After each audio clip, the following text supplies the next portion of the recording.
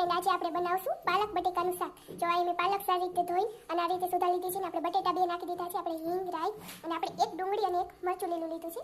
હવે આપણે તેલ ગરમ થવા રાખી દીધું. એમાં નાખી દઈશું આપણે આખું જીરું.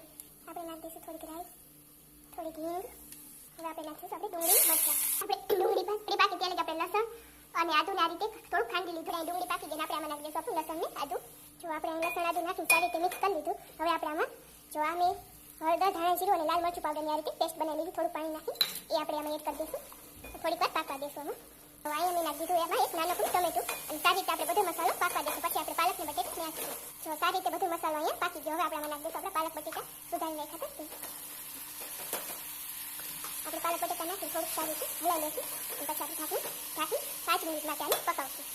જો સારી રીતે બધું મિક્સ કરીને અને મેં આમાં થોડીક માથેથી નાખી દીધી કોથમરી અને આપણે આમાં પાણી નાખવાનું. આપણે પાલકમાંથી પાણી નીકળે એમાં જ આપણે ચડી જશે. જો જરૂર પડે તો જ આપણે પાણી નાખીશું.